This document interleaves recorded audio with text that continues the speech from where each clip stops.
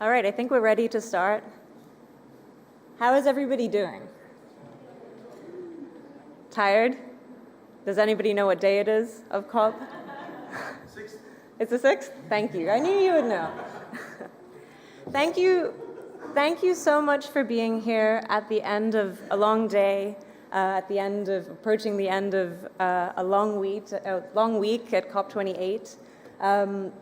This is a vitally important discussion, getting right at the heart of the matter of why we're all gathered in Dubai in the first place, on financing locally led adaptation, translating global ambition to local impact. My name is Isabel Whisson. I'm the head of policy initiatives at BRAC.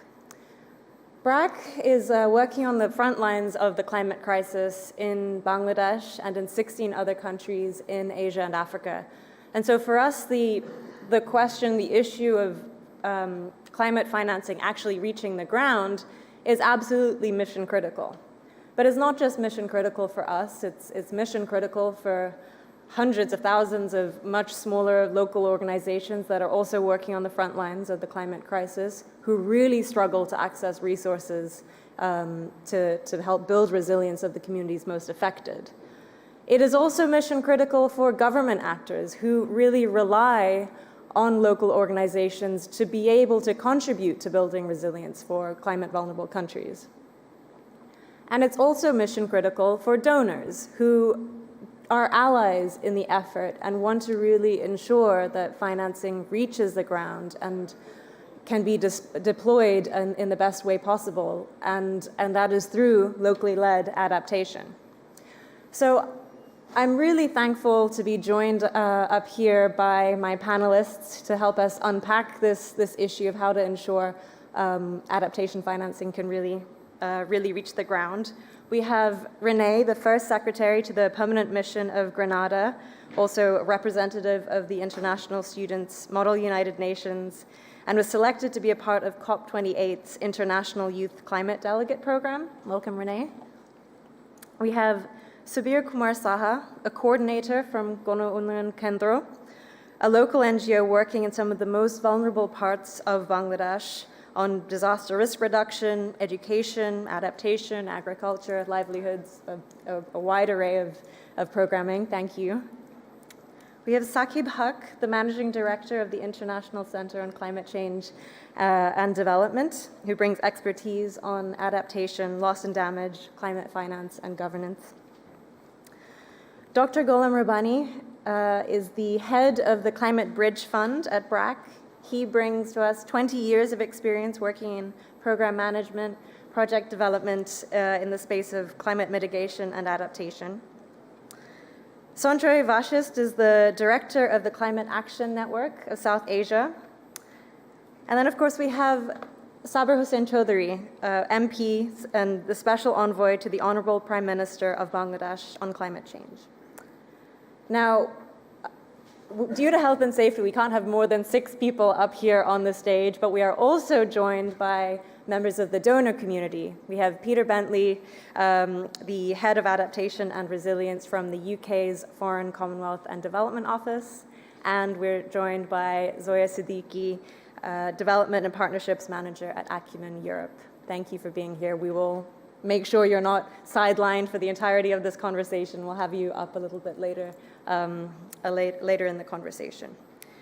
So in terms of how this will run, we're going to start with hearing perspectives from voices from the Global South, and then we'll open up the conversation to the room in case there's input that others want to provide before we move into the second part of the conversation. And then we'll move to our hearing from our donors. I ask everybody to be brief. If I interrupt you, I mean no disrespect, only respect to our other speakers to ensure we have sufficient time. But before we begin, I would like us to pay tribute to a real titan in the climate space who advocated tirelessly on behalf of the people who contributed the least to the climate crisis, but who are truly paying the most for it. Dr. Saleemul Huq is somebody the world owes tremendous gratitude to for the prominence that adaptation and now loss and damage have in the climate action agenda. He founded and was the director of the International Center on Climate Change and Development. What we're talking about today was something he was really passionate about. He also influenced many of the people in this room, and so I think some of us can take comfort in feeling his legacy really live on in that way. And so with that in mind, I'd like to invite everybody to join us in a moment of silence.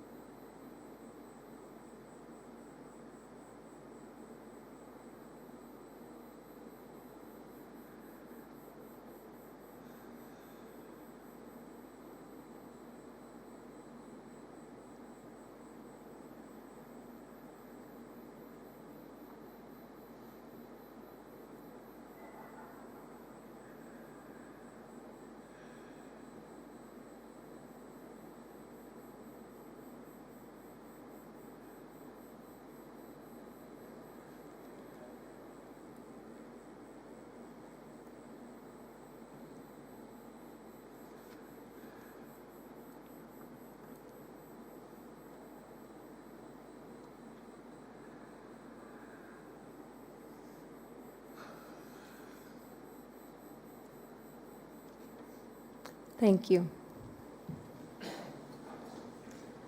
So anybody who worked closely with Salim Bhai will have heard him invite you to Bangladesh.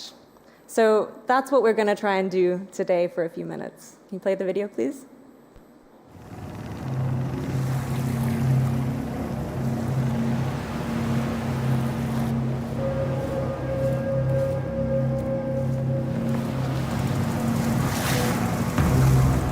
Waves of the raging sea, its relentless crashing against the shore, the blood-curdling roar.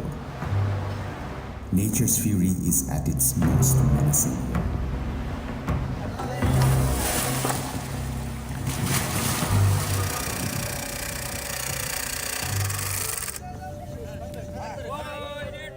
Some are persistent, trying whatever they can amidst the doom all around them. For others, on the other hand, they await an uncertain journey.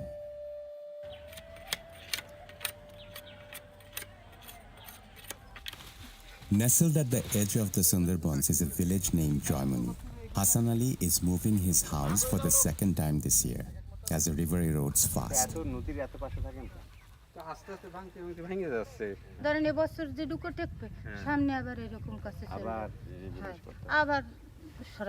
তারপরে কত দূর আর পিছাতে পারবেন তারপরে কি করবেন তারপরে আল্লাহ যা করে করবে একটা কিছু পিছনের তো জায়গা নেই The indomitable people living on these coasts find ways to survive amidst the thousands of challenges forced upon them by the climate crisis.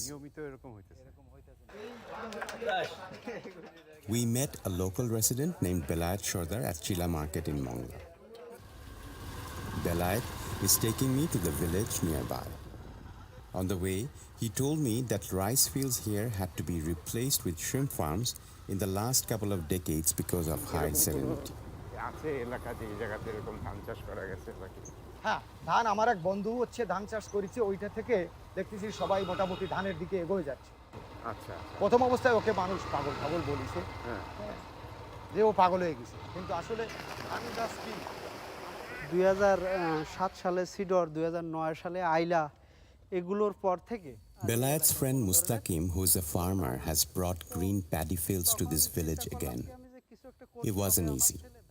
এখানে জুলাই মাস থেকে শুরু করে 100 দিনের যে ধানটা বিয়ার 1152 এই দুইটাই চাষ করি শীতের সময়ও তো পানি পাওয়া যায় না তো যেখানে একটু কুয়া মতো একটু ডাবা মতো আমি ওই কাঁধে মোটর নিয়ে ঘুরি ওই পাইপ দিয়ে ওই জায়গা সেট করে দিয়ে ওইখান থেকে পানি সেচ দিয়ে দিই These innocent people living on the front lines of the climate crisis have spared no effort in the battle for survival. But there's only so much adapting you can do with so few resources. We need to join their fight, and we need to do it very quickly, because the climate crisis won't stop at this coast. When it's done here, we are all next.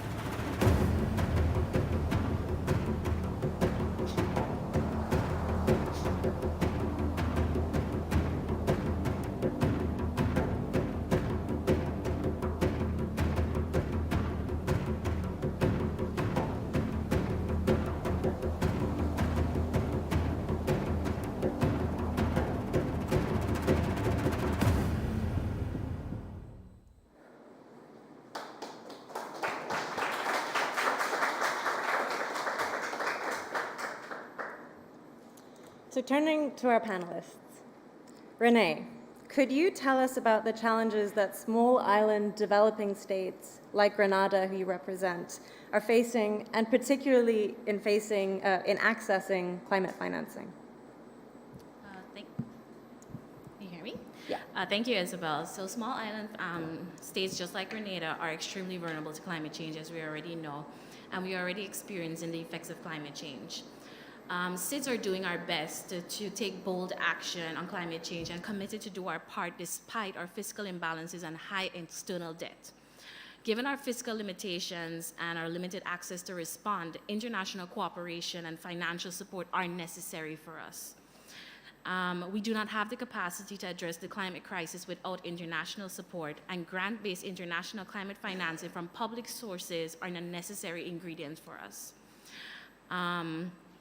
The access modalities of grant-based financing, it must be simple and straightforward, and it must be able to facilitate greater access. So one of the things we have is access towards it in terms of the process, the timeline it takes to fill out the forms, fill out the templates. By the time we get our responses, the need that we had at this point is no longer the need that we have by the time we get the answer. So these are some of the issues that we're having. So one of the things that we really want is the removal of the barriers to the access to these climate financing. And this is why SIDS are now calling for a reform of the international climate financial system and architecture to enable greater access for us. And also that is why we're calling for the multi-vulnerability index, which would increase our access to concessional financing. Unlocking that access is key to us to ensuring resilient building both at the regional, national, and local community level. And it's the only way, and it's actually necessary to ensure that we get back on track to that 1.5 target. The science has indicated to us that it is technically and economically feasible for us to meet our 1.5 goal target, but financing is the key enabler to ensure that we meet that target. Thank you. Thank you. So perversely, it sounds like in order to build up your capacity to be resilient, you also have to build up your capacity to even access the financing to build the capacity. So thank you. Subir, coming to your experience with Unnayan Kendra, which operates in some of the most climate vulnerable parts of Bangladesh, flood-prone north, coastal belts in the south, could you describe to us what are some of the specific barriers that you have faced in accessing funding, and how can this be improved? Thank you very much. Actually, in our country, organization like Unnayan Kendra, those who are working for climate change adaptation, disaster management, humanitarian response, they have got some critical barriers in front of accessing donors direct. First of all, if I want to tell, that is for climate funding, climate understanding and awareness about donor funding. Organization like Unnayan Kendra, they should realize they are experiencing the climate change, but they should realize that how all these things are connected to the climate change impact. Who is where, what is happening, who is doing for what, and what would be the roles and responsibilities of the organizations. So these are very important to know, and how climate change is impacting livelihood. The organization, most of the contributions are going for livelihood and any potential disaster all on a sudden is destroying the whole creation. So how all these things are related to climate change, this has to be conceptualized, to be understood. And access to funding and entitlement.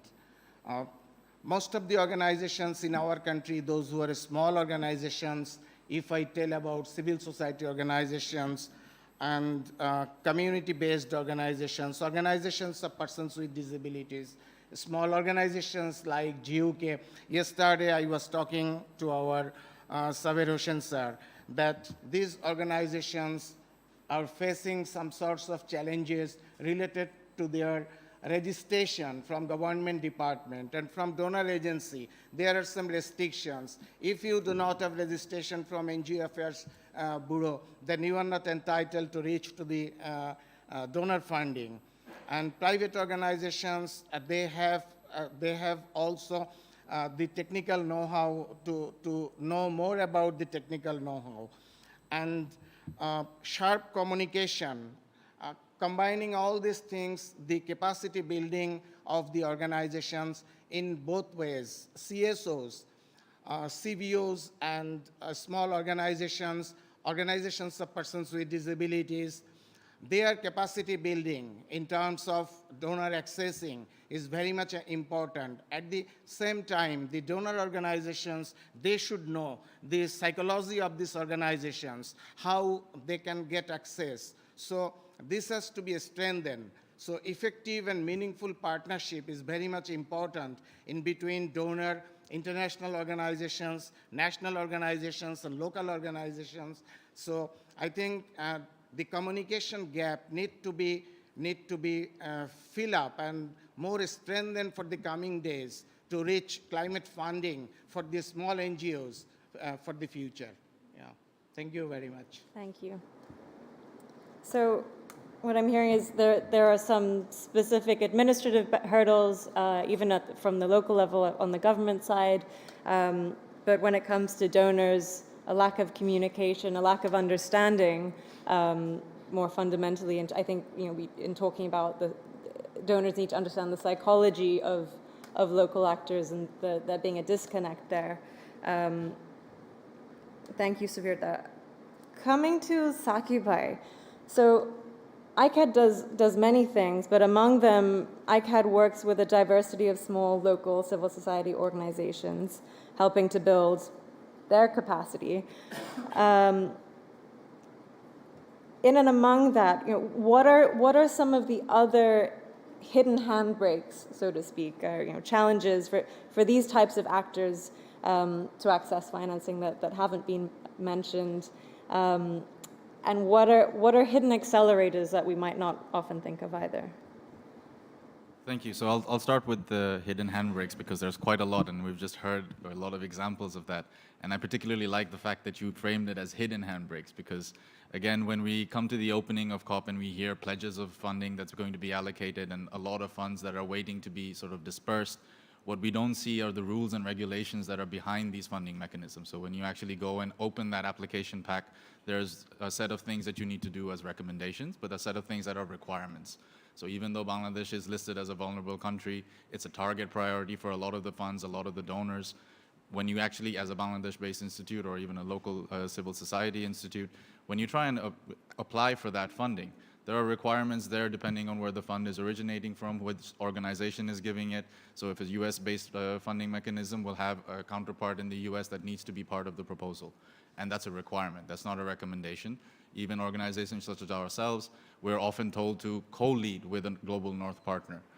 I have lots of friends in the Global North, but it's a burden that they might not be willing to take. It's something that might not have been on their work plan. It's something that we were willing to pitch for as a proposal and a project, but something that's not within their strategies. So then I'm now asking them then to take on administrative burden on behalf of a proposal that I would like to work on. And that's really stretching a lot of partnerships and a lot of credulity with friends. And that's not the kind of sort of burden that you want to be putting on people. And for local organizations, they don't have access to networking sessions like this. They're not in these rooms exchanging cards and having that whenever the application grant comes to them. They don't have a Global North partner that they can just call and WhatsApp and ask, I'm sending you something. I'm going to try and make it as easy as possible for your organization. Can you guys just sign off? Can you just get one of your directors or someone just to agree to it, and then we'll make sure that we get the work done. We'll handle all the reporting. A lot of this sort of friendly activities that you need to be doing while meeting people in COPs, that doesn't happen for a lot of local organizations. And those are really hidden activities that you need to be doing. You need to be spending time and political will to be getting that work out of the way. In terms of the accelerators, there are also many of those. We have a wealth of knowledge in terms of the funding mechanisms and previous funding regimes that have come through, and we know what doesn't work. And we've learned a lot in terms of how we need to be making them more locally led focused. We've, again, between our organization, ICCCAD, BRAC, and some of our partners, IID, WRI, we've set up the principles of locally led adaptation, which targets to funders what are the ways that you can turn this on its head and be radical about the funding mechanisms. And quite a lot of the lessons that we've been learning are recommendations that have been put forward to the Transitional Committee for the Loss and Damage Fund. And I would recommend looking at more trust-based approaches, you know, not having more administrative burden, not having to use a lot of the proposal funding for administrative work, but allowing it for programmatic work, for field staff, so we can actually get down to the ground and do the work that we want to be doing. And there's quite a lot of organizations that would be very, very willing to work like that. Perhaps maybe the funding mechanisms need to be talking more with them. Thank you. So networking, really important. Networking is critical to building relationships, right? And those are the relationships where you can turn to friends and ask favors, ask support. That leads to a spirit of trust, right? And trust is what undergirds, undergirds what a strong partnership looks like, and that's fundamentally what we're trying to achieve here between donors and local actors. But to your point, it's very challenging to do if small local actors are operating where they ought to be. Thank you, Saqib. I feel like this flows well into Rabbani and some of the experience from BRAC, particularly this point on trust-based approaches. Rabbani, could you perhaps describe some of the ways in which BRAC has benefited from trust-based approaches and has helped to generate some practical solutions that have sort of paid forward to help enable impact on the ground through other local actors? Thanks so much, Madam Moderator. Well, let me just talk about a number of models and the options that BRAC introduced, over the decades, and especially, since 2011 till today. I have planned to share, 3 models, but I'm aware about the time constraint. Let me just share at least 2 of the models. Let me start with the, the first model, which is strategic partnership agreement. And when I say partnership agreement, it is basically with the different type of development partners. For example, the DFID, which is currently named as FCDO, and Australian Aid, and Canadian, Global Affairs Canada. So we received over $850 million US, to build the institutions, and BRAC becomes local institution build itself throughout different type of services. What are those services? They provided 3 major sets of services, social services and economic services and environmental services under the almost all sectors covering, agriculture and food security, health security, education, water security, livelihoods, and not only this type of interventions in different sectors. BRAC also focused on different thematic areas. Number 1 is environmental and social safeguards, and number 2 is gender responsiveness across the organizations. So that's number 1. Number 2 is, over the years, throughout this, this sector of interventions, capturing the lessons and challenges, BRAC developed its own internal capacity. So what happened is it has further grown internally through improvement in a number of areas. I give some of the examples. strengthening monitoring, evaluation, and learning system, external partnership, and community engagement. So this is how BRAC is having its partnership internally, is improving its capacity internally, and extending partnership with other organizations. I give another model how it is extending its partnership with other organizations. So the second model is about my very favorite model, which is Climate Bridge Fund. And this fund was established in 2019, and we launched our journey on 15th January 2020. So this is basically an endowment fund, which means we invested the resources, and we use the income of this investment to support the projects, adaptation projects in different selected urban areas. And these projects are being implemented by different BRAC programs and also very local NGOs. But this is not what that I want to elaborate. What I want to emphasize is the approach that CBF is following to collaborate with the local NGOs and the implementation process on the ground. And that is locally led adaptation approach. And let me just give you a few points how we are really aligned with the locally led adaptation approach. The first thing is fund is open to all local organizations. It does not limit to the international NGO to apply, but international NGO has to engage a local partner to implement the adaptation actions on the ground. So that's number one. Number two is when you design a project, adaptation projects to implement on the ground, you must consult with the local communities, target communities. That is the mandatory criteria of CBF mechanism. That's how BRAC actually govern this entire system of CBF with the local partners. So, and the third point is it has to be with local and national policy instruments, which means the government of Bangladesh has recently developed, gazetted the National Adaptation Plan, and it gives the different options to be implemented in the urban areas. So when you design a project, you make sure that your proposed actions are aligned with the either National Adaptation Plan or the city corporation's master plan or the local sectoral plans. So that's the fourth point. My fifth point is promoting community monitoring system by CVOs. It's not only that the secretariat will be monitoring with its own system, or the implementing organization will be monitoring with their own capacity. We developed the civil community-based organization, users community, who actually look at the performance of the implementing partners. So this is how we create the community-based monitoring system to look at the performances and the progress. My last point is the gender-responsive projects. We introduced the gender responsiveness. This is a mandatory criteria. Every project awarded by Climate Bridge Fund has to be gender responsive.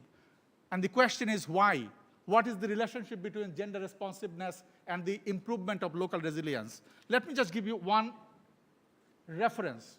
When a woman works, they invest 90% of her income to the families, compared to only 35% for a man. This is not my example. This comes from the Clinton Global Initiatives research. So this is how, if we invest to the women in the rural area, that ensure the improvement of the resilience in the local communities. So that's how BRAC and BRAC systems, their entities works in Bangladesh. Would you please allow me third model? Thank you so much. Thank you, Rabbani Bhai. Just to kind of try and tease out some of the key points there. So BRAC received, over a long period of time, really large scale, really long-term, effectively patient investment that enabled us over time to really build up our capacity, which then enabled enormous impact at scale. And that, just kind of tie into some of the themes from the other speakers, was based on a lot of trust from our bilateral donors.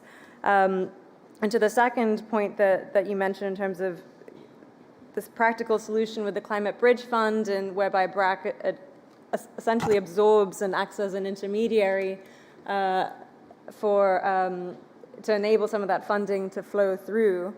Now, obviously, that creates some burden for BRAC, and it adds another layer. Ideally, that money would flow directly to a local organization, and so I really hope we start to see more examples of the types of investment that you mentioned earlier in your intervention going to other local organizations and not just to BRAC. Turning to Saber Bhai, let's bring in the perspective of government.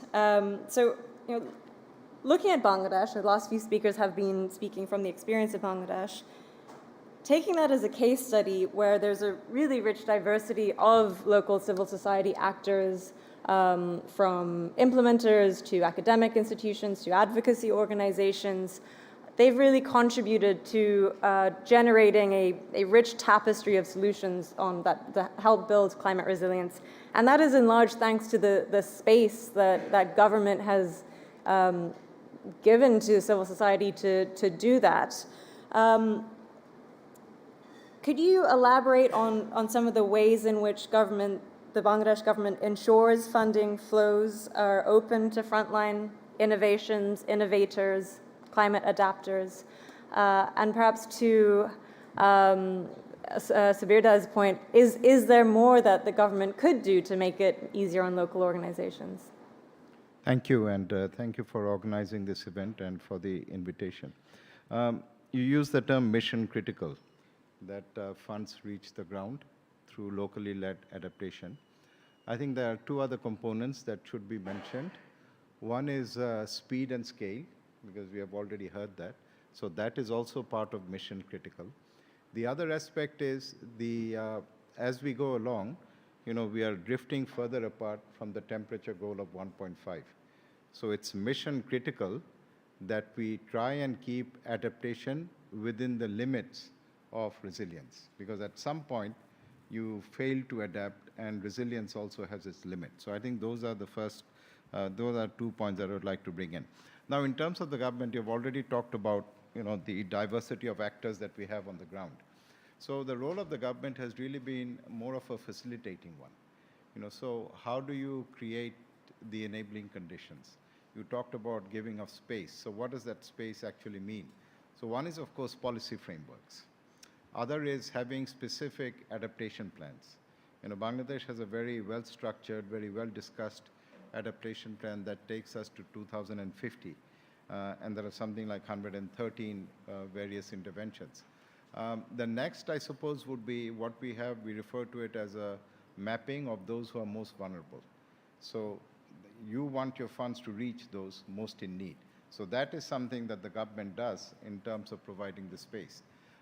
The other would be identifying within those mapping who are the most vulnerable, and then are the funds spent appropriately? I mean, are we getting the biggest bang for the dollar? Yes, I think it's always a challenge. When governments look at doing something, regulation is important. So you have to regulate the organizations that wish to work. And finding and calibrating that balance between effective regulation and not really discouraging people to come in, I think that is very important. So I think those are examples of how the government has created the space. And of course, for us, what has been especially unique is not just locally led adaptation, but community-based adaptation. It actually goes down to the community level. So whether you're talking about nature-based solutions or other forms of adaptation, and for us, knowledge is not the latest chip from Silicon Valley.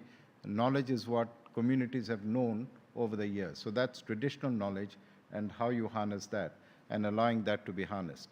In terms of what needs to be done, I think we would like to see more NGOs, more organizations come in, especially the smaller ones.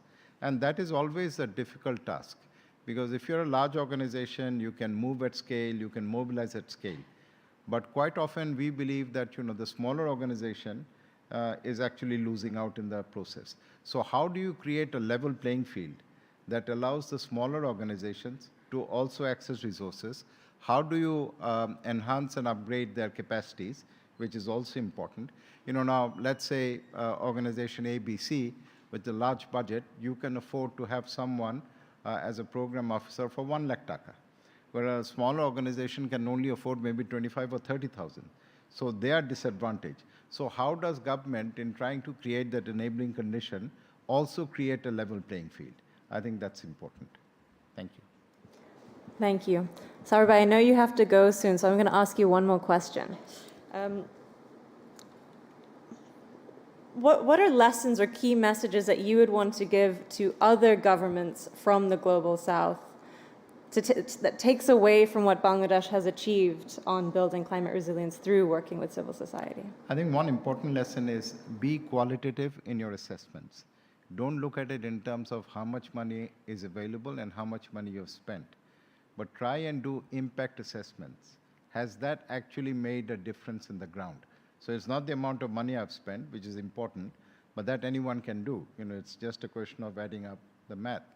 But in terms of impact, so you really have to have in your planning system a means of identifying what are the impacts you would like to see. And it's the qualitative impacts. So it's not just building a cyclone shelter. To what extent has it actually served the purpose? To what extent is it fit for purpose? Not building schools or classrooms, but what is the level of education? Not having hospital beds only, but the level of healthcare. I think that's the qualitative dimension that we are looking at. Thank you. So, Sanjay, could you help us zoom back out of Bangladesh? You represent, as Director of Climate Action Network South Asia, over 300 local organizations. How much of what you've heard so far resonates with the experiences of those organizations? And are there some challenges, what are some challenges that might feel really uncomfortable for organizations to be candid with donors about? Yeah, representing almost 250 plus organizations as in the form of a network in South Asia. I think what we hear from our member organizations, we heard it from GUK, so we heard it from ICCCAD, we heard it from BRAC also. And I think one fact is the reality is really scary and efforts are falling too short than what we are deciding here in COP and also the policy framework that are being prepared. I think one of the biggest gap is pledges are bigger compared to disbursements. We heard it, there were billions committed to Pakistan floods, and there were only, I think 800 million that was committed, that was disbursed to Pakistan. That's one example. So pledges are to get the brownie points and get good news coverage, but disbursement is not. And that is evident on the kind of response that's there on the ground. I mean, it's not one impact, it's multiple impact, multiple wound that we need to treat due to frequent disasters and intense disasters. Loss of livelihood is there, yes, we know. There are casualties because of disasters. There's a deteriorating health because of and not enough nutritional food available. It's mostly on, communities are mostly on survival mode, also due to exposure to heat. Damages to infrastructure, and infrastructure is not repaired back to the same condition. Infrastructure is repaired just to manage things. And on top of it, the biggest problem is less resources and donors demand too much documentation. CANSA has been involved in mobilizing many consortiums of local partners within South Asia. We basically work with them. What the model that we have worked, and it has worked to a certain degree, not every time, is one organization's capacity of working with community, another organization's capacity of managing fund or financial, fulfilling the fiduciary standards, and on the other side, the planning of another organization. So that's how the consortium has been built. It has worked. We have been able to provide direct access to the communities also, but I think that is one model which we have been able to work, but that cannot be replicated everywhere. So I would say, Golam, I really loved the criteria that you mentioned from BRAC, but I still believe that direct access is still a myth. We still need to move much faster. lot more. We heard it from Subir, he mentioned about it. And you know what happened then, and that's my last point before, and then I'll be happy to come back again. The problem is then the community-based organizations, they fall in the trap of corporate financial tools or products, which are more debt-dependent, which are more, market-dependent, and that doesn't promote any traditional knowledge, and then second, that does not provide the desired impact. And last point is, it's more a case-based case. It's not a long-term funding. It's more, we need long-term funding for resilience building. Short-term funding just to revive yourself and heal yourself for a temporary time. So yeah, I'll stop here. Thank you. So we're going to open it up to the floor to see if there are any other perspectives from perhaps local organizations, implementers in the room who would like to chime in with some of the other challenges that may not have been mentioned, or if there are any questions that have emerged so far for our panelists. Yeah, is there a mic? Oh, just one moment.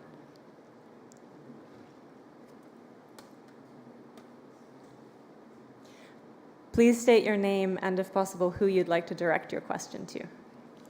I'm Shahriar Hussain. I'm from FCDO and Gaya. I'm from Bangladesh. Actually, I'm not asking for any question. I heard from the panelists. This is the ground situation as you were described. The most important things, I believe, that the linking with the climate change and environment, it is far behind still. So this is an important task for all of us to link up. The climate change is not just a change of river erosion or sea level rise. It is the consequences of the environmental damage. So this is a high time to talk about the environmental damage, what is the chemicals impact to the environment and the climate change, and now the issue of the plastic pollution. So that should be addressed, and that should be talked about. For the financial issue, financial mechanism, it's always challenge, and we talk about many things, but the ground situation is different. As Honorable MP Saber Chowdhury mentioned, that we have to think about the good proposal. It's no matter of who are proposed that. It is a proposal that address the community. It is a proposal that address the issue. So I think this is important, and this is important task for all of us. Thank you very much. Thank you. Would anybody else from the floor like to come in? Yeah. Over here, Ashley.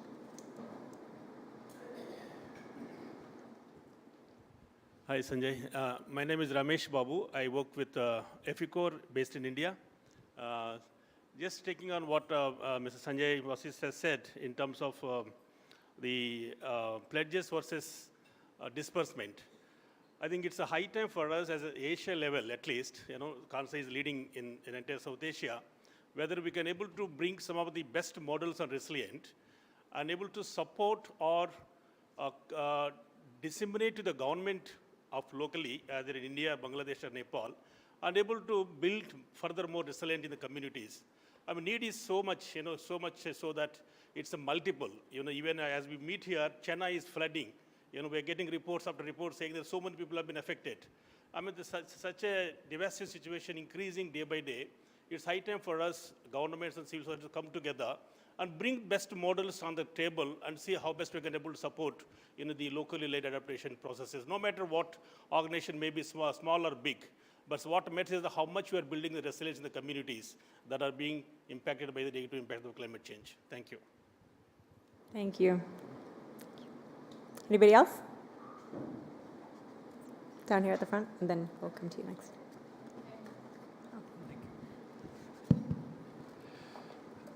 Good evening. Vinod Menon, working with CANSA. Just wanted to mention one thing about climate change being a threat multiplier, which Sanjay was mentioning once, that climate change is a threat multiplier, but civil society is a force multiplier. And so we need to really see some of the best efforts and good practices from the civil society organizations from the global south, which should actually be benchmarked as probably the pathways for resilience building and for addressing climate change at a global level. And so for the funders, I think there has to be some way in which we should actually be able to say what you were talking about, the climate risk fund. If we can actually get more inputs, I think it will be very useful. So I just also wanted to ask the panel if you feel that localization is actually really working, because localization is actually the goal, but it's not really working. We are finding the civil society really finding resource as major constraint in many countries around the world. Thank you. Thank you. Who from the panel would like to take that? Saqib, do you want to kick us off? You knew I'd pick on you.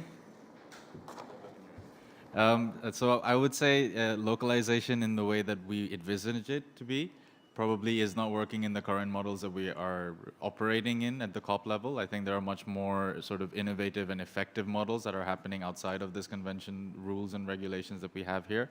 But I would amend that and just say that locals are working. So really it is about building that trust and partnerships with locals, because they're adapting anyways. They're doing it while we're here having this discussion. They're going to be doing it tomorrow when we're having a different discussion.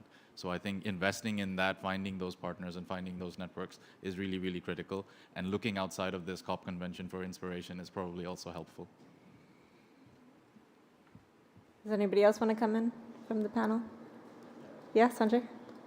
I just want to come on one thing. I think, we hear a lot about good proposal, and that's something that remains, mystery. Normally, when we speak to donors and they say it should be unique, out of the box, it should stand out. What should be our niche? I think, and our members have always reminded us that it should be people-focused, community-based. That's good. We need to promote very simple solutions that they can implement and sustain also. That is good proposal. And we need effective solutions to be replicated on the ground. And most important is we talk about government as decision makers. I think the proposal should promote community as decision makers. And that can certainly bring a difference on the ground. Yeah, Rabbani. Yeah, thank you so much. I absolutely agree with you. The localization is not working, but you need to find the reason behind it. Only 3% of the adaptation needs are met with the current adaptation fund. Who pays for the 97% of the rest? So this is one question. And climate risk fund model that I was sharing with you, we got 102 concept notes in 2020, and we are able to support only 4 projects, less than 4% of the needs that we could address. So with this 3%, 4% of the needs, how could you really ensure localization process? The process that we started from BRAC is to build their capacity so that at least they can currently deal with the climate change disaster and prepare themselves to deal in the future. But without this climate finance, it is very difficult for them to proceed further with the change that is with the change that is we are forecasting under climate change scenario. Thank you so much. Thank you. Subir, do you want to come in? Putting people on the center, putting impacted people on the center, simplified process, policies and procedures need to be facilitated. That is the main thing. Thank you. Oh, yeah, please.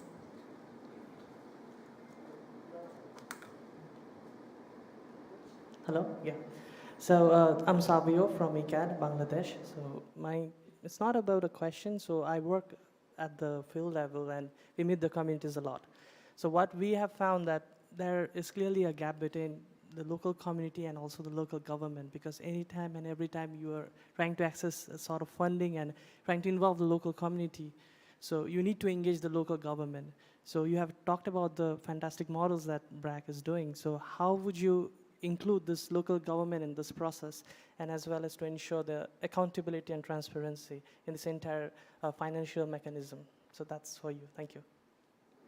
Yeah, thank you so much. I already shared about the, when you design the project concept and the proposal, detailed proposal, one of the major criteria that we have and that, every interested NGO has to follow is to discuss, consult with the local authority.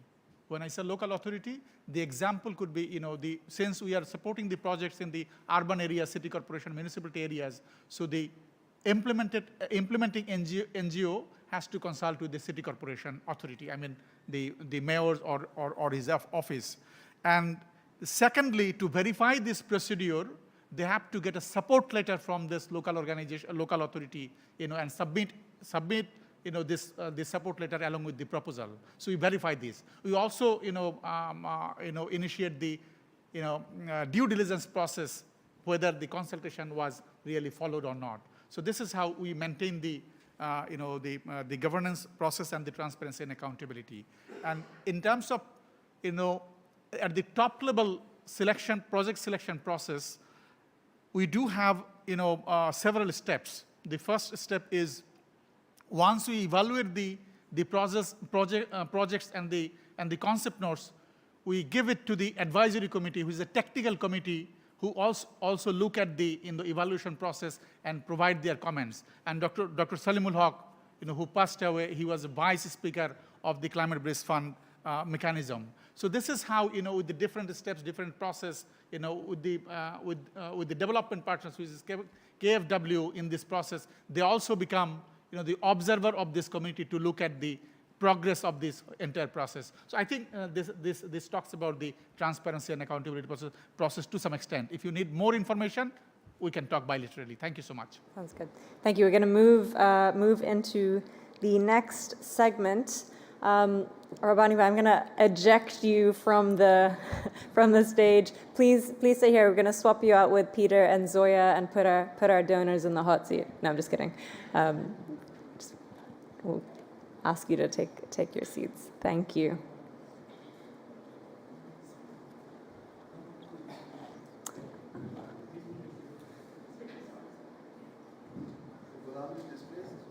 We have displaced Rabbani by Rabbani, please remain a part of the conversation. If we were allowed another chair on the stage, you would be up here as well. So Ashley, please keep the mic near Rabbani by as well. Thank you. Okay, so just to reintroduce Peter, who's head of Adaptation and Resilience from the FCDO, and Zoya, who is Development and Partnerships Management from Acumen. Thank you so much for being here. Peter, we're going to start with you. So the British government, the UK government, has recently published its white paper on international development in a contested world, ending extreme poverty and tackling climate change. I counted, there are 17 mentions of locally led development or locally led approaches in the report, and in it you commit to a more inclusive and more locally led approach. Could you tell us what this means for the FCDO? Is this, thank you. Yeah.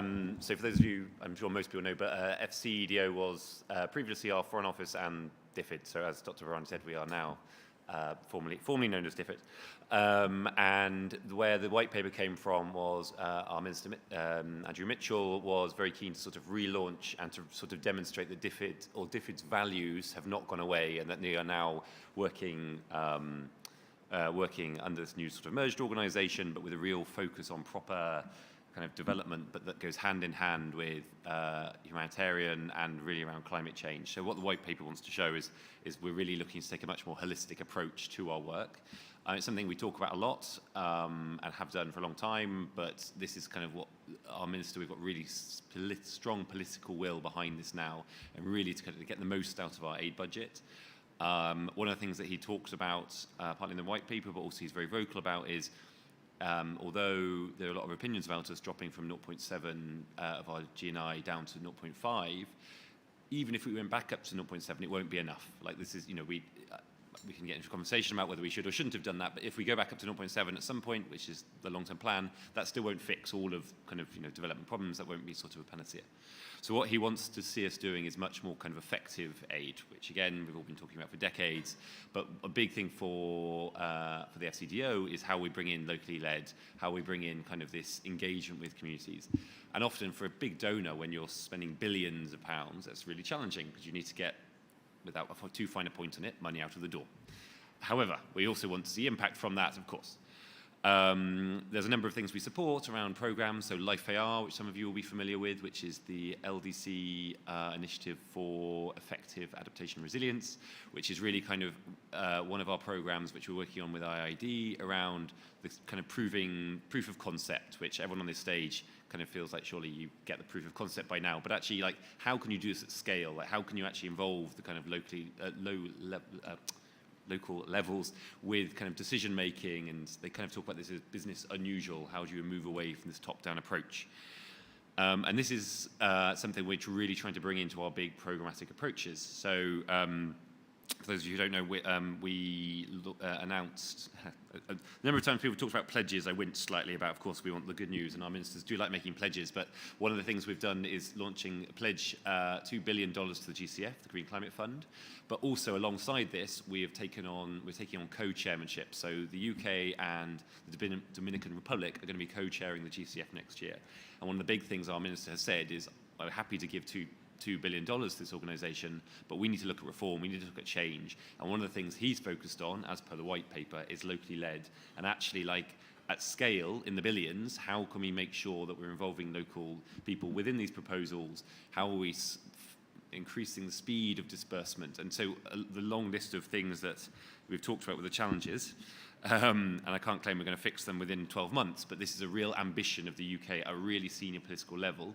And Mr. Mitchell said it's not quite conditionality of the funds, but this is what he wants to see with our money. He does, like, it will not be acceptable for him when we check in to keep hearing, he got gently cornered by a group from Somalia who just said, look, we can't wait 2 years for our proposal to go through. And he said, no, you can't, and we totally agree. Things like the accreditation, I think people talked about, we're really keen to kind of streamline that around, if you're accredited to the GCF, that should count for the loss and damage fund. I can't make those promises because the loss and damage fund is being set up, but for the UK, the reason we're on the committee is to make sure that you don't have to accredit to 15 different organisations, which is just lunacy. Nobody wins, and no one wins with those bits of paper. But yes, so really kind of pushing to make that happen. And then with my 20 seconds, we also kind of involved in the task force on access to climate finance, which is a kind of which is working with countries and really learning how we can improve this access, the capacity building, but also kind of building kind of an understanding within the funds. Actually, what do donors need to hear? Because I think there's kind of been this conception within the GCF and others that we must have really laborious risk management, which is right to a degree, but actually if it doesn't help disperse, no one's winning. We're trying to manage risks to an extent that we're not dispersing, and that doesn't help the donor. We don't want to see that. So yeah, there's a big ambition. Of course, we look forward to being held to account for it. So that's the point of the white paper, as far as Mr. Mitchell's concerned. We've put our sort of put that out there and look forward to kind of engaging with organisations on this. But anyway, yeah, thanks for having me. I hope that goes some of the way to sort of answering some of your long questions, and aware it won't fix overnight, but we're really, really keen, and we're all here at COP to make progress as fast as is possible.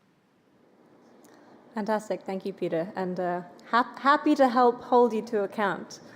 But you're talking about conditionality, risk management. Is there space for the UK and hopefully GCF to be less risk averse?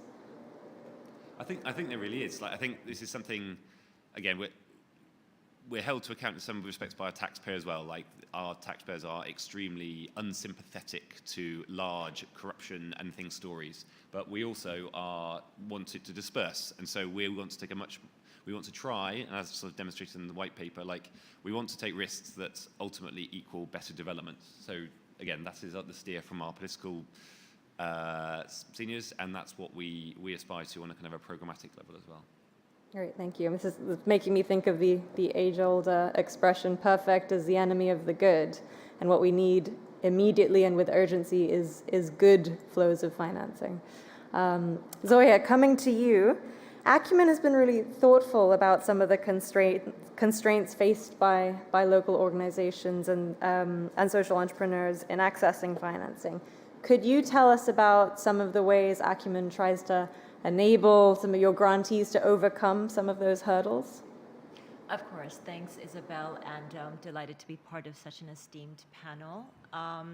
So before I start, there are a couple phrases that resonated from the previous panelists that struck a chord. So I picked up on people-centric, trust-based approaches, qualitative impact, building capacity, and local, right?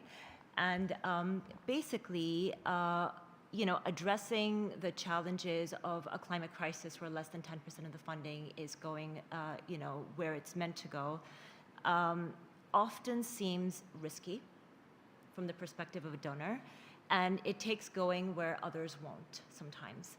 And, at Acumen, our model, and this is, a little bit of level setting for those who are not familiar with the model, we understand that neither markets nor aid will completely, resolve the challenges that underserved communities are facing in the face of the climate crisis.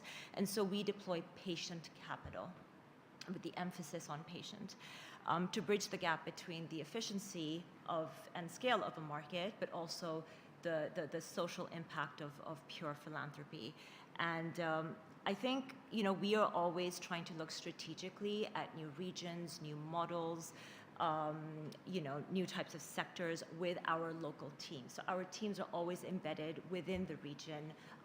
Every decision-making is done, with a team that's from that particular community. And, we look at these models that we believe do have the ability to provide transformative shifts for the most marginalized communities. And we then provide a continuum of capital. And what I mean by that is like a type of capital that often is inaccessible to certain organizations like social enterprises and like NGOs. And so what we do is that, we make sure that investing in the right type of entrepreneur, so we invest in entrepreneurs.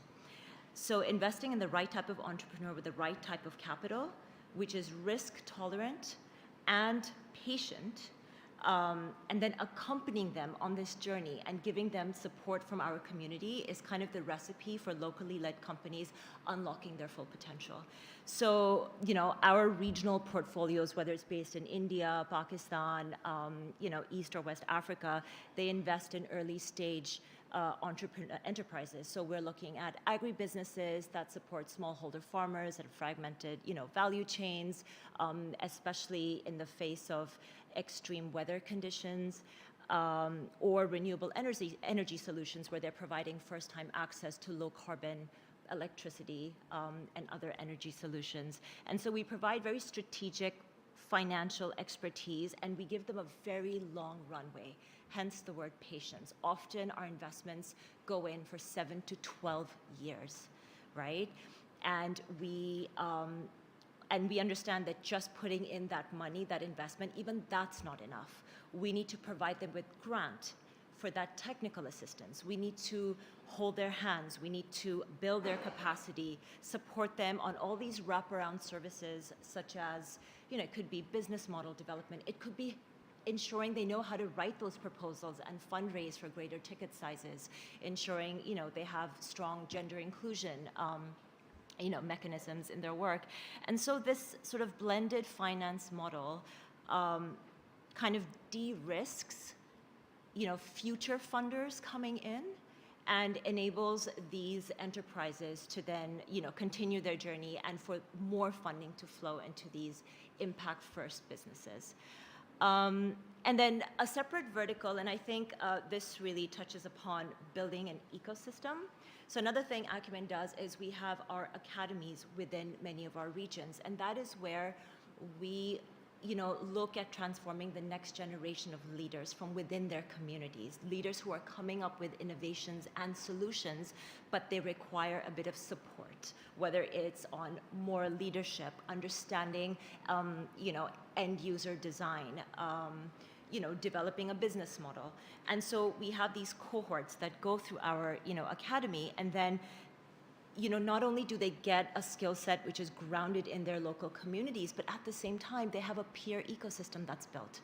We bring them together, we convene, because all of these actors in these spaces dealing with a lot of these climate challenges, they face similar issues, and it's a lonely path for a lot of them, whether some of them are CEOs of NGOs, some of them are leading, these startups, but they all face similar challenges within their context. So, so having that peer ecosystem to lean into, and what happens is, some of them then graduate and become our investees. And so this journey that we go, with them on, really enables them to come to us and unlock some of our social and financial capital. So to the point about, the networking that you can do in a space like COP versus, the realities on the ground. So in a sense, like, we are able to, facilitate those conversations, and aggregate some of our social entrepreneurs and elevate their voices to that level. And so, there are a few examples I can share later on of many of those organizations that have gone on that journey, but I will stop there. Thank you. That's fantastic. Really, really, really great to hear that Acumen is doing that, taking that approach. You mentioned that it helps to de-risk future funders coming in. I'm wondering to what extent Acumen is engaging other donors to take a similar approach, and if not currently, is that something that Acumen is considering for the So yes. We have had the opportunity and the privilege to bring together some very, I smile because, we've been hearing a lot about climate finance and pledges and big private sector institutions coming together. But actually, they've been courageous, and they have stepped up and said, this model works, and we want to be a part of it. So for example, yesterday, we just launched an initiative called Hardest to Reach with GCF and a few other sort of philanthropists and private sector stakeholders, banks. And this initiative aims to provide first-time access to low-carbon energy and electricity across 16 countries in Africa, right, to support 72 million individuals. And so, there's something about this that gives them comfort.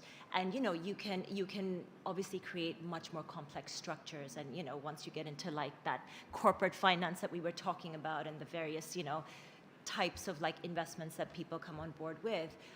But for now, we're trying to keep it simple. We're trying to say that, we understand the community. We've done the due diligence. We hear their voices, so just come on this journey with us, and here we are right now. So yeah. Wonderful, thank you. Before I open it up to the audience again, do any of our other panelists want to come in? Any responses to what Peter and Zoya have shared? Go ahead. Peter, I have a question, if I may, with all respect. 2 billion for GCF. But I do hope that ambition could have been for loss and damage fund. It's like, earmarking budget for OPD, but not for ICO. So would like to know what is the decision, or is it that government would like to come back again in future on loss and damage when the secretariat is fully functional?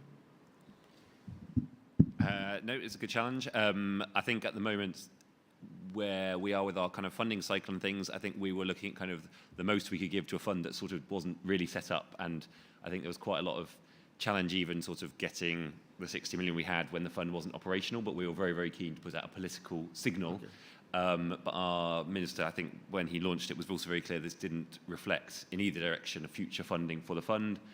We are going to be pushing, we're keen to be on the board for the fund, and we're very keen to be part of it, and we're very keen to shape a fund that we can then go back to our kind of treasury and justify, without over-promising, a fund that will exist. And so, yeah, so don't we ask you not to overread into the 60 million as the long-term sort of commitment. Yeah. And I think with the GCF, we were very keen to sort of follow through on previous commitments to the GCF and where we ended up. All right, any questions from the floor, please? The mic is there. Thank you. My name is Mahbub. I work for a Christian Blind Mission in Ireland. Since Peter is here, I'm just curious to learn what's UK's commitment towards disability inclusion in climate adaptation and resilience, and how do you plan to actually reach out to the most marginalized who cannot get access to the funding that you actually just shared about? I'm trying to reflect what Subir was talking about. That was if it's locally led by small organizations of many other organizations, including people with disabilities, that works well. So would you have anything to share with us, with the communities here present? Thank you. Any other questions from the floor? Oh, over here. Thanks. Hello. Thank you to everyone on the panel for your comments. My name is Keith Wingard. I'm with Solar Cookers International. We work to promote access to solar cooking as a clean cooking solution. Part of the issue that we often see is there is an inability to get around affordability for cook stoves. So I was wondering if there was any ideas or suggestions how to leverage climate finance to address what seems to be, from our perspective, a locally led solution that's desired, access to clean cook stoves, and that can save money over time, but has that barrier of that initial price. So yeah, if there's any thoughts or suggestions, kind of anyone that wants to address that particular question. We'll take one more in this round of questions. In the back, Ashley, there.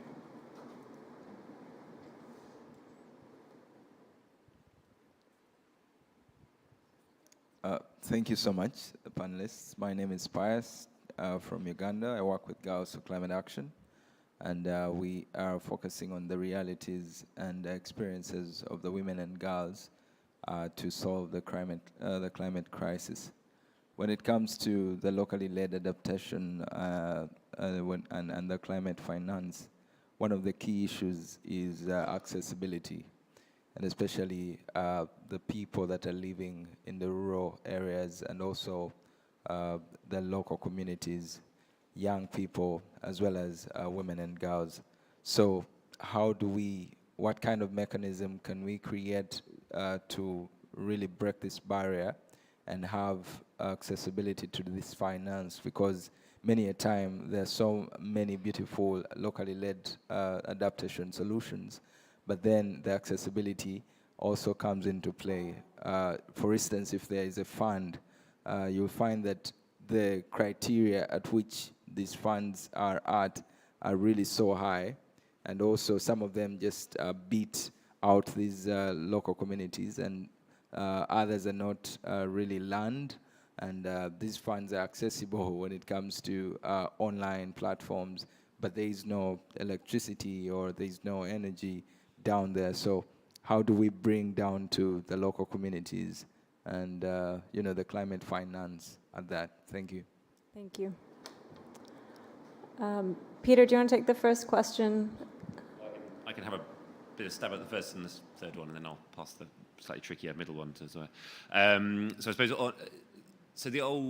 our kind of funding model is that we operate through partners. So we don't really do bilateral sort of aiding more. So I mean, when we disperse our money through the GCF, through programs and things, and what we're trying to do with having been a signatory to the principles for locally led adaptation, as well as sort of working, as I said, this Life AR project, which is kind of proof of concept and really showing kind of how these worked, is actually kind of putting that, I suppose, conditionality on our funding within the GCF and sort of that reform on our work through the crisis risk early warning system, which is around kind of data and methodology and science around sort of getting down to early warning systems, and actually kind of working with those partners, working with the IFRC and things, and actually putting that kind of stipulation that we expect to see from them, like as they're going down to kind of the more ground levels on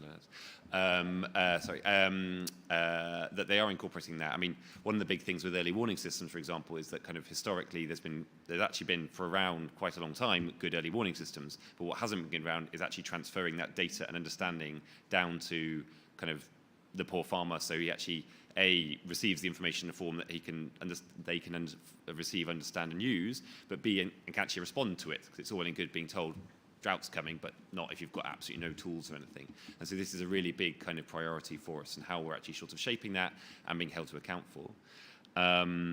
On the accessing finance question, again, it's really challenging when you're looking at scale, and this is something that we need to kind of work through. And actually, we can't disperse lots and lots of $100,000 grants. We're not set up to do that, which is why we work through partners. I think, and one of the challenges around that is, but then the partner takes X percentage. That, unfortunately, is kind of the model we're having, and we regularly have those arguments about how small we can make that dispersal percentage. And those money, the loss and damage fund, the World Bank, for example, they've committed to run that fund without making any profit, but they will have to. There is a level of administration around it. But actually, how do we then make sure that loss and damage fund gets found to the local level? And again, these are things we're working through. I know this isn't we haven't just come up with funds now, but it's that kind of changing how we're doing business is something we're really aspiring to do. Zoya, the tricky value for money question.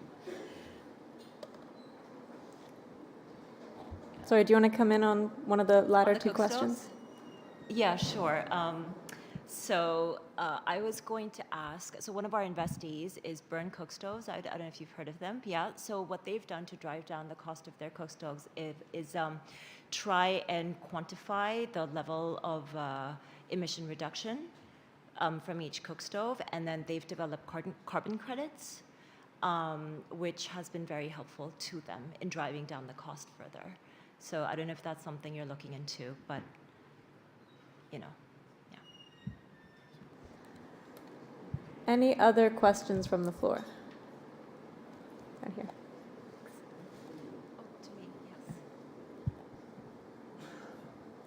I'm very happy that you talked about enterprises. So for climate finance, one of the most important connection which can be there is for agri-tech, for fintech, and also for climate tech. There are lots of startup solutions which are coming up from many countries. So if there is some way in which this can also be connected to the climate finance, which can actually support civil society organizations which can benefit from that to take it to the communities, I think that would be very useful. Would you agree? I agree 100%. I think developing partnerships where these products that keep those particular communities in mind as their end user are then there's an entire supply chain in place to help provide that last mile distribution and access to those services through civil society partners. I think that's critical. It should be all about partnerships. No one entity can do it alone. And I think that would be a great way for both sides to build a greater whole and leverage some of that bigger climate financing.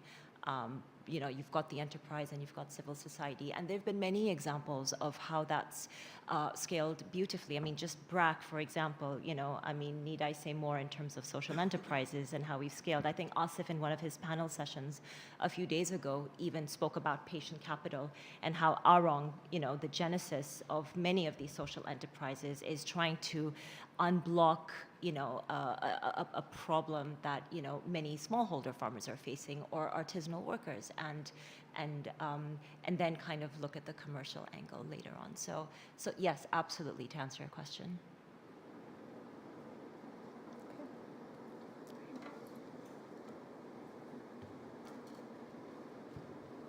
Hello, my name is Shibu and I'm from India. I work with Gaia. It's a network of organizations working on waste and climate. And I also have some experience in accessing funds for climate projects. So this is not a question, it's a kind of an observation. If you look at the investment pumping into industries or the businesses which are impacting the climate, there is no questions. For example, there are barriers. For example, the GPT, Global Plastics Treaty, is happening.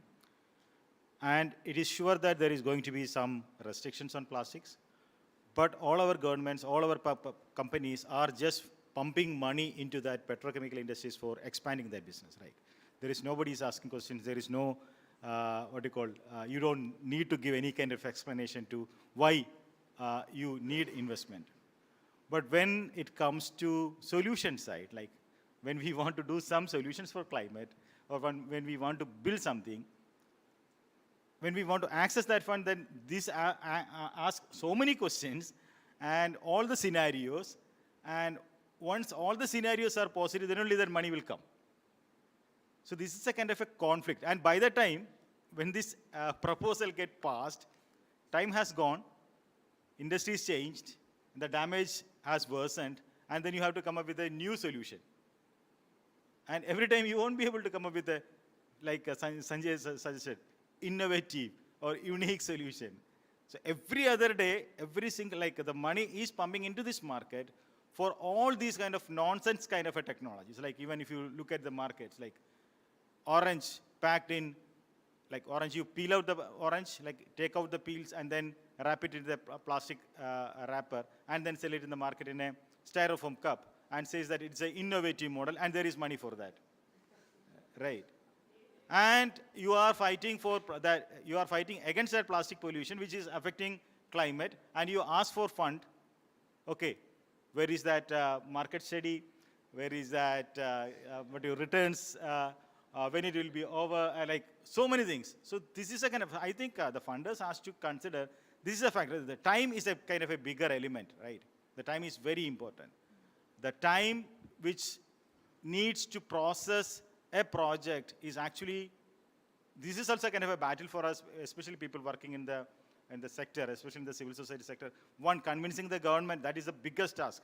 Community knows it, okay, it is happening, but convincing the government that there is a necessary for an intervention, there is money for it, we will help you, but they are not interested. Okay, we are not interested. So this is a kind of a, that's a reality, ground reality, at least in South Asia, right? I think in India and maybe in Bangladesh, I'm not sure about it.